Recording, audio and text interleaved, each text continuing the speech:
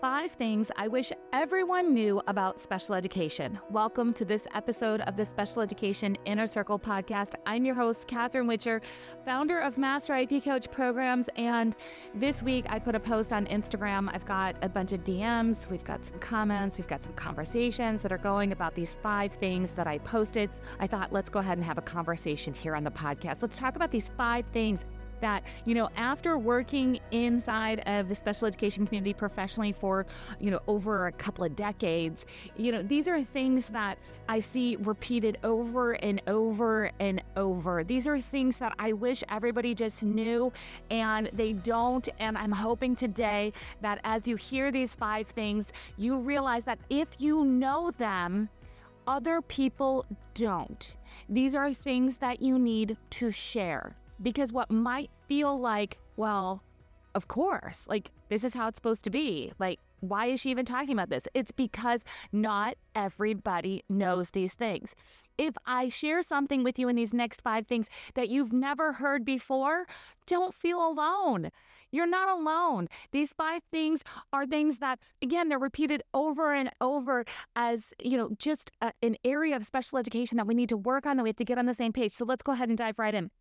The first one is honest conversations are required to build effective IEPs. Honest conversations are required to build effective IEPs. When I say honest conversations, most people think, because somebody's not telling me the truth, meaning that we're having untruthful conversations. That's not typically what happens. I know you've heard all the things, and maybe you've had somebody tell you something that wasn't quite true. But I bring up honest conversations are required because conversations in general are required. So often we are simply avoiding the conversations that need to happen in special education. We want parents and teachers to be working together. We want admins and therapists to be working together. We want everybody talking, but yet we don't realize that means that there's going to be uncomfortable conversations that require some hard truths. So if you have something that's sitting inside of you right now and you're like, I think I should really talk to somebody about this, but this is going to be a really hard conversation, you've got to do it. The only way that we're truly going to build an IEP that prepares a child for further education, employment, independent living, this is important work, and it requires important conversations. The second thing that I posted was ESY is not just for regression. ESY, extended school year. I'm actually going to put a link here wherever you're listening. There'll be a link in the show notes to a really quick blog post, really quick blog post, okay? And inside that blog post, I'm going to screenshot for you the exact section of Ideal Law where we talk about ESY, how extended school year is not just for summer. Extended school year it's any service that's provided outside of a typical school day. And it's not just for regression. There are several different criteria. So if you have ever been told that ESY is only for regression, that is not true. Is it one of the criteria to be considered? Absolutely it is. But there are other areas that need to be considered for a child when we are talking about ESY. Again, I'll put that screenshot for you that's right to the law. I always say, I'm not a lawyer, but I can show you where to look. When you see the different criteria, you might say, oh my goodness, I did not know this. And I mean that as a parent and as a teacher. Nobody taught me this as a teacher. Nobody taught me about ESY and what the qualifications were. I did what my district told me to do. And then for the last, 20 years helping parents through the process, I started to dig into all the things that had to do with ESY because I knew how beneficial it could be. But there were all these no's flying around. No, not enough regression. No significant regression. There's something else missing here. And then I went and I looked it up. And I was like, oh, there are different things. And guess what? Majority of the admin that we would have discussions about ESY with, they didn't know because they were just doing what their boss had taught them. And this is what the trickle down happens in special education. So the people that are saying yes or no right now were trained by people who taught them what to say yes to and what to say no to. And a lot of times we don't dig deeper in special education, and we need to do that. The third thing that I put there was IEP meetings should never have surprises. Can we just cut it out with the surprises at the IEP table? This is not an aha, gotcha kind of moment, right? This is important work where we're supposed to be coming to the table and using all of our expertise. Every person sitting at that IEP table has expertise in a different way. Every person at that IEP table can bring valuable information to that meeting, but they should not bring it to the table for the first time. There should be conversations that are happening ahead of time. I'm not talking predetermination. I'm not talking about having, these kind of pre-meetings where everything is talked about and decided and one person is left out. Parents, you know that feeling. I'm talking about having open conversations, which we started with, having open and honest conversations about what's happening. So when we get to that IEP meeting and you have your 60 or 90 minutes to work together, that you're actually spending the time working together, not being shocked at what was brought to the table. We have to take away the shock factor at the IEP table. The next one is inclusion is an experience, not a place. Let that sink in for a minute. Inclusion is an experience, not a place. We don't go to inclusion, we experience inclusion. There's a conversation that's happening on this post on Instagram where somebody says, and, let's just get rid of the fact that, there's this such thing as reverse inclusion where you take students who don't have IEPs and bring them into the room to the students who do have IEPs. And let's just not call that inclusion. You know what? Inclusion is when you feel welcomed and you are accepted for who you are, and you can participate in activities and build relationships. Nowhere does it say in like an official kind of, definition that inclusion is all about students without IEPs building relationships and learning along with students who do have IEPs. No, this is a human experience of being included. You as a human have been invited into places and you have felt excluded. That happens in school all the time. It has nothing to do about what your skill level is. It has nothing to do with, just this a diagnosis. It's just you were invited somewhere and either you were actually welcomed in and there was an inclusive experience, or you were invited in and you were like, this doesn't work, or maybe you weren't even invited.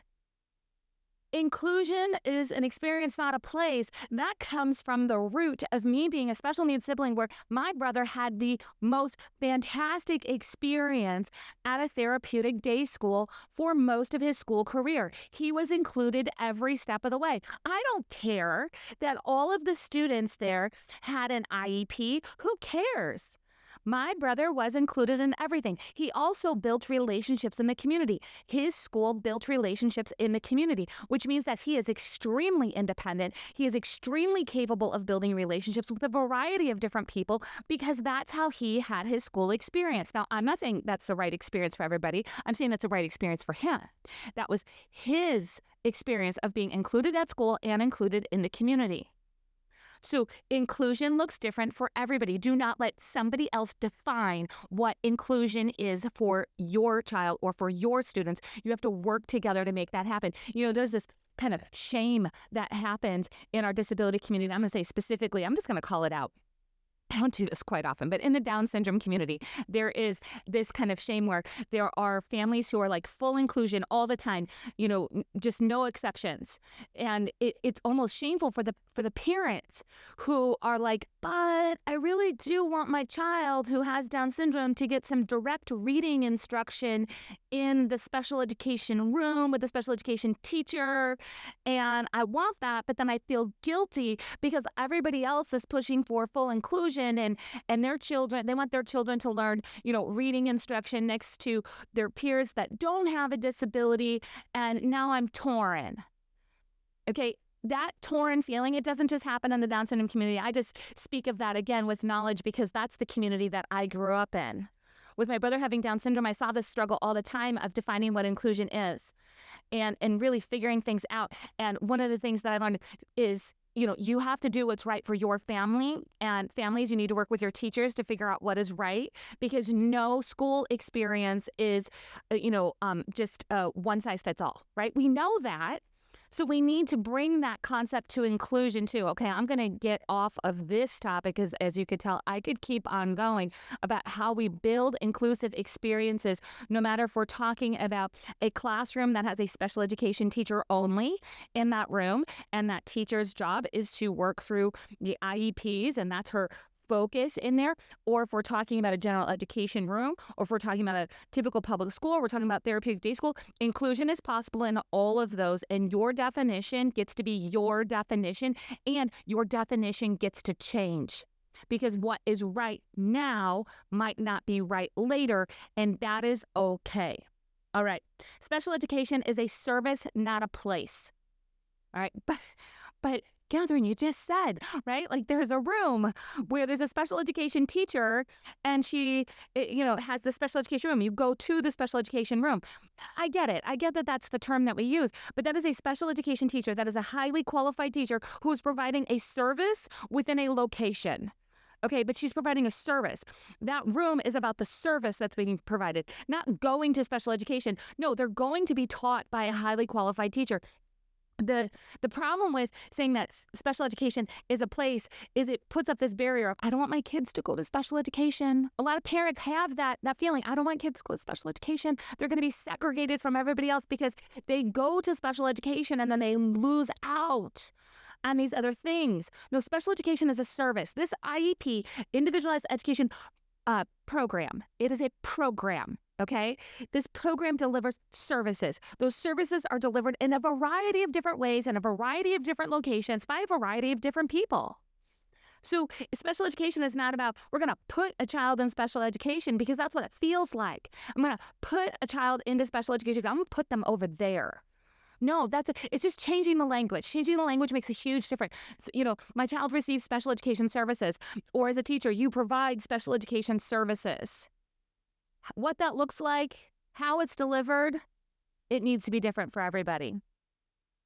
If you resonated with any of this, if you're just like, yes, I wish more people understood that, could you just please share this? No matter where you're listening to this, could you just share this out and let's pass this information on. Let's start to flip the script and change the conversation around special education, because sticking with kind of the old school mindset is really not doing anything for our students and their future. Because when we build inclusive schools, we build inclusive communities. When we flip our conversation, one conversation at a time, I know it doesn't feel like a lot, but I'm telling you, one share of this is going to impact one other person who's going to start thinking about inclusion differently, who's going to start having those honest conversations, who's going to start thinking about special education as a service, not a place. It's going to be really important for us to continue to have these conversations to make sure there's no surprises at the IEP meetings. Let's just go ahead and share this out and make sure that we're passing the word of, we don't have to have surprises and conflict and old school definitions of inclusion and special education, that we can change a child's future together. All right, I will see you guys next time on the Special Education Inner Circle podcast. Don't forget to share this out, and I'll talk to you guys soon.